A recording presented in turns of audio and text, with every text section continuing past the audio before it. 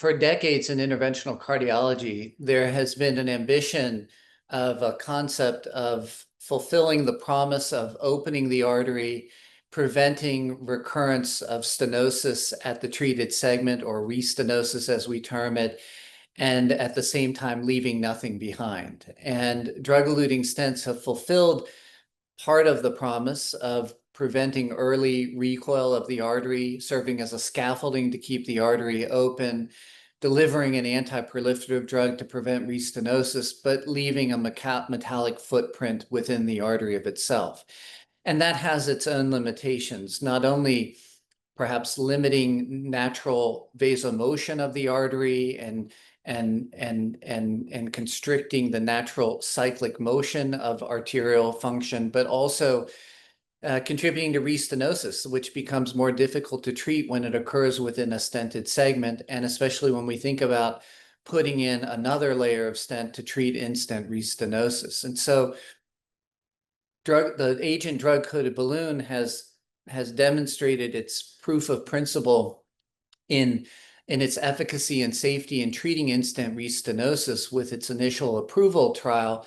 But then we think about other applications where drug-coated balloons may have an especial utility and perhaps some advantage over the use of stents. And that includes the treatment of small caliber arteries, in which if restenosis does occur in a small vessel that's treated with a stent, putting another stent already within another stent within a small caliber vessel is only going to further complicate the issue. Secondly is in very long lesions where we've had a term of full metal jacket, or placing extensive stents throughout the length of the artery, that not only poses a higher risk for recurrent narrowing and thrombosis, but it also limits the future revascularization options, not only with regard to future stenting, but as you can imagine, extensive stenting in the artery prohibits the opportunity for bypass surgery. And the last is in bifurcation disease, where there's been a wealth of literature that supports less is more in bifurcation disease, that a single stent may be better than two stents, treating the main vessel and the side branch with stents as well. And yet there are still many instances in which a second stent is needed to treat the side branch of the bifurcation. And if we instead could treat that with a drug-coated balloon in an endeavor to open the artery, but also prevent recurrent narrowing and improve long-term patency without the need for a stent, this too would be an advantage. And in many instances, drug-coated balloons today, given the longevity of their approval in many other geographies throughout the world, are being used in these exact indications and applications. And in fact, in certain geographies such as Southeast Asia, the utilization of drug-coated balloons is up to 40% of interventional cases. And so in some ways, we might say that the clinical enthusiasm for this concept of delivering an effective anti-proliferative drug, opening the artery and leaving nothing behind, at least in some instances, the clinical enthusiasm may exceed the evidence.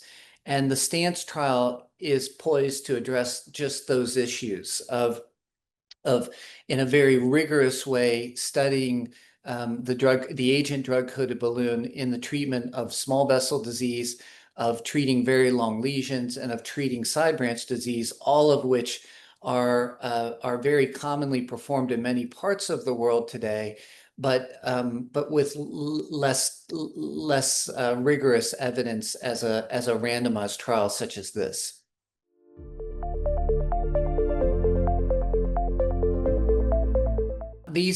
As I shared, these three specific lesion complexities are common instances in which the placement of a stent may be challenging if restenosis would occur. And similarly, the placement of an additional stent or stents in the treatment of long lesions and or side branch disease may not yield additional long-term benefit. And if we could open the artery successfully and prevent recurrent narrowing without more extensive metallic footprint, that this would yield a clinical advantage.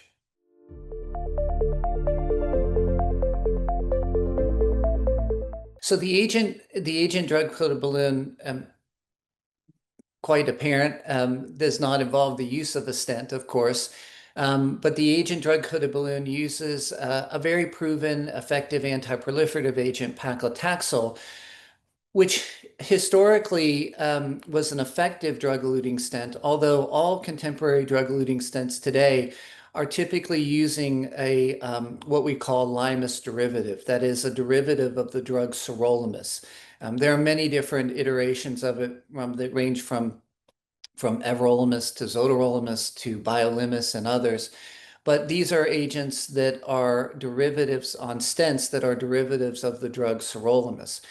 The use of paclitaxel as an antiproliferative agent on drug-eluting stents today is no longer commonplace, but paclitaxel has a very unique and a special role, perhaps particularly for drug-coated balloons. And in particular, the properties of paclitaxel are that it is very what we term hydrophilic. And so it absorbs readily into the lipid cell layer of vessel walls.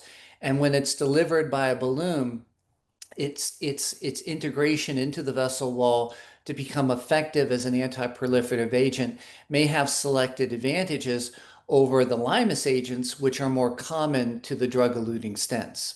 So whereas you have the stent serving as a scaffold, as a foundational base to deliver an elute drug over a longer period of time, combined with a polymer, for instance, where you can control effect with quite precision, where you can control the delivery of the limus drug, drug-coated balloons don't have that advantage, right? They go into the artery, they're inflated. It's inflated for a duration of 30 seconds to 60 seconds.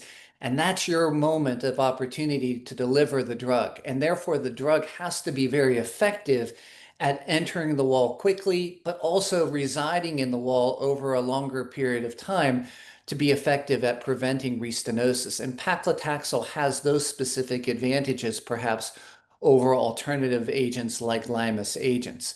There are a number of limus derivative drug-coated balloons that are forthcoming in clinical trials. We'll learn more about that with future studies, but at least to date, the totality of evidence has been with paclitaxel drug-coated balloons.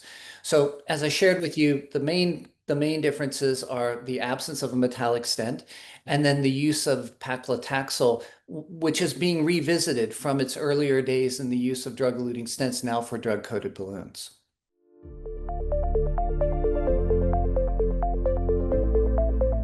Yeah, I think to begin with, very importantly, the stance trial would help support or reaffirm how clinical practice is being conducted in many geographies worldwide today, where the drug-coated balloons, as I shared earlier, are being used in the treatment of bifurcation disease, of long lesions, and of small vessel disease, but still with limited evidence. And this would provide a more robust scientific foundation to support how the clinical practice is being performed today.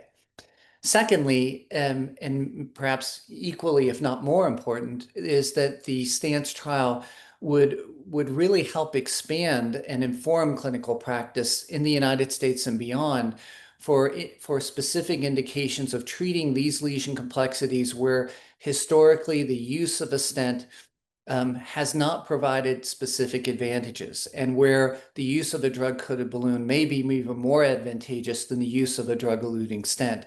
Again, in long lesions, in bifurcation side branch disease, and in small vessel disease.